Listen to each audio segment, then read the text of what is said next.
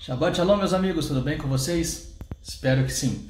Vou fazer mais um vídeo para vocês, comentário sobre a Parashá da semana, Parashá Vaikra. Eu quero me focar em um único verso que está na Parashá, está no livro de Vaikra, capítulo 1, versículo 2, ou Levíticos 1, 2.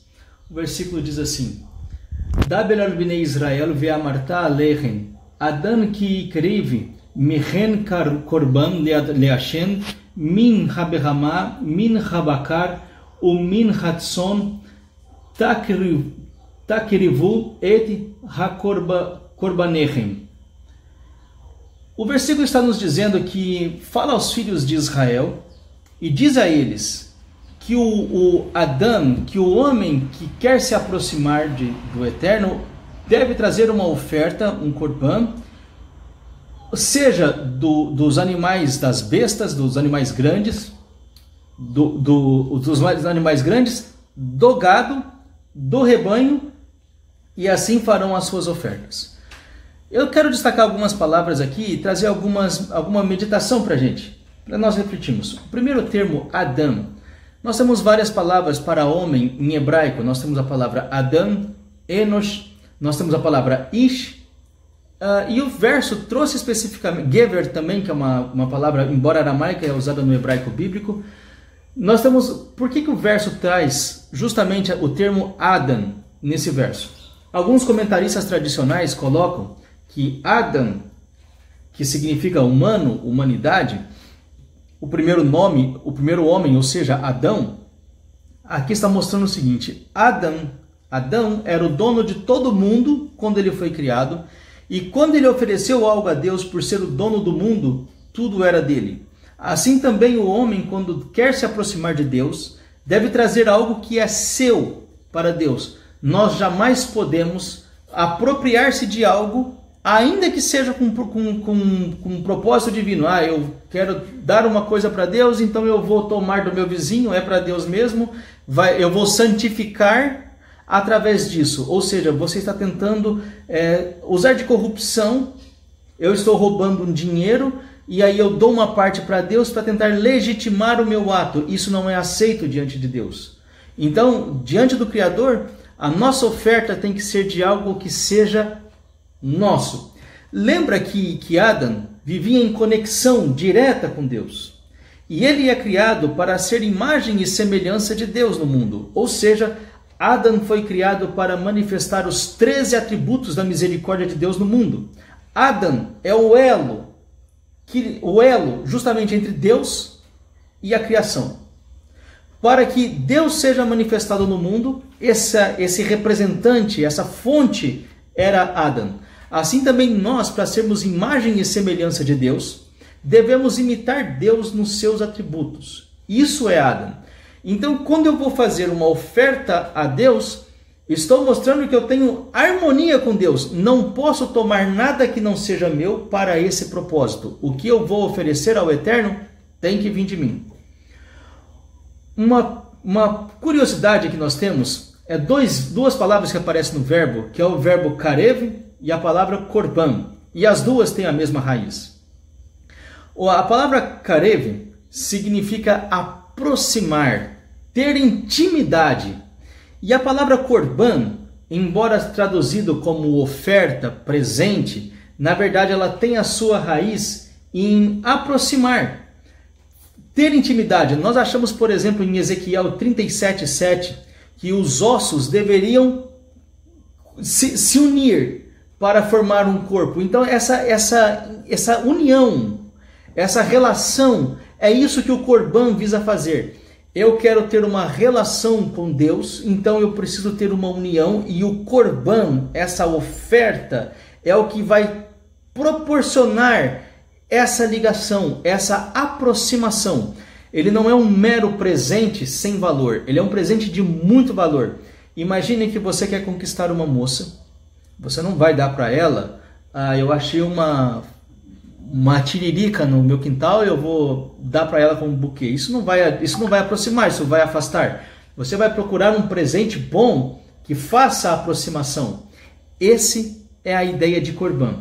Nós temos, por exemplo, a raiz aparece em Gênesis 20, no versículo 4, quando o rei Abimeleque diz para Deus que não creve, que não se aproximou de Sara, ou seja, que não se uniu a ela numa relação íntima. O Corban, quando ele faz essa aproximação do homem, ele liga-nos através do serviço divino. Ele tem a ideia de um alto sacrifício, por isso que ele tem que ser algo extremamente valioso.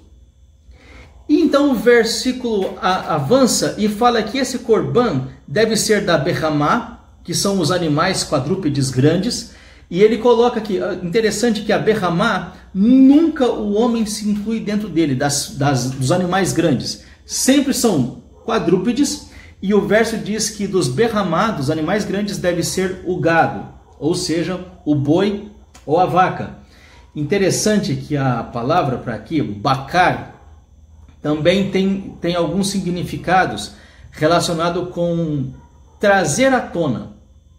A raiz da palavra está relacionado com romper, fazer aparecer, trazer à tona, cortar para mostrar.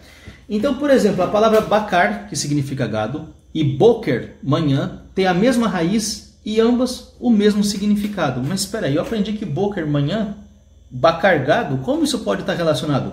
O que é o boker? Boker é o romper da alva, é o sol rompendo as trevas, vindo à tona. E o que é o bacar? O bacar, para se poder plantar no passado, usava-se o gado para arar a terra, então você expunha o solo. O gado era o animal mais precioso para a lavoura, seria o que nós chamaríamos hoje de trator. Praticamente você não tem plantio sem maquinário agrícola, e esse maquinário era o gado. Então por isso o gado é chamado de bacar, porque ele é o que rompe o solo e faz trazer à tona a sua colheita.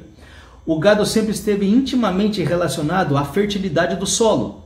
Não é à toa que os deuses cananeus estavam representados na forma de gado. Por exemplo, o próprio Moloch, que Deus nos livre de pronunciar esse nome em sentido de adoração,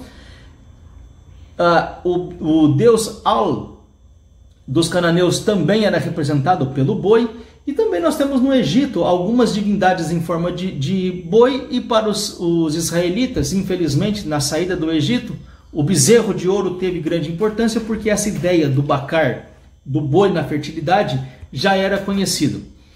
Um outro verbo que surge dessa expressão é o verbo procurar, sondar para encontrar.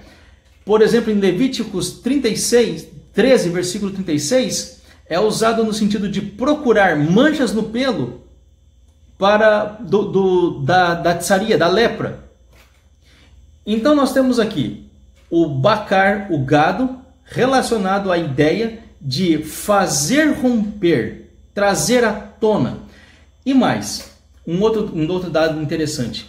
Quando os semitas queriam debulhar as sementes, eles colocavam então o milho, a cevada, no solo, e o gado pisava em cima dela, quebrando as espigas e fazendo vir à tona a semente. Depois rompia-se o solo, fazendo vir à tona no futuro a sua colheita. Eu separei até um verso aqui de Levítico 27:33, quando diz assim: não se investigará se é bom ou mal, nem o trocará, mas se de algum modo o trocar, um e outro serão kadoshim, serão santos, não serão resgatados.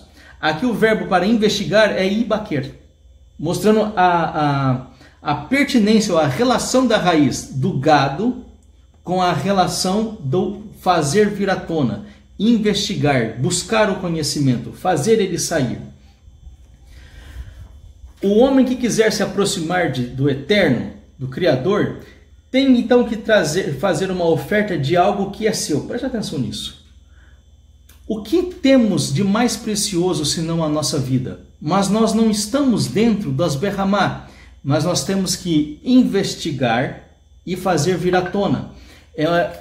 A oferta tem que trazer intimidade do conteúdo animal, ou seja, algo particular do ser humano, que vai fazer uma reflexão, que vem de uma reflexão que no final isso será exposto. Então, quando for oferecer algo a Deus, procure primeiro dentro de si o que é que precisa ser sacrificado.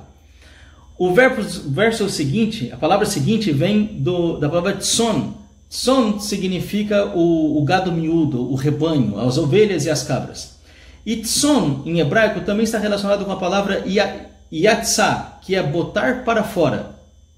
Então, se você pega o gado, que é fazer romper, e agora o rebanho é o que faz botar para fora, a oferta que o homem tem para Deus tem que ser algo que vem de investigação, que vai fazer você romper para fora. Existe algo em você que precisa ser sacrificado. E não é sacrifício humano, não é algo que vai te matar, mas é algo que você vai ter que refletir isso em ações. Você vai ter que praticar uma ação, seja algo que fizemos e não podemos continuar fazendo, seja algo que não fizemos e precisa começar a ser feito. Esse é o verdadeiro corban que o homem tem para oferecer a Deus. Ou seja, a nossa consciência, como estamos por dentro na relação da intimidade com Deus. Essa é a corbanote, essas são as corbanotes que o Eterno está esperando de nós. Fico por aqui, meus amigos. Shabbat Shalom.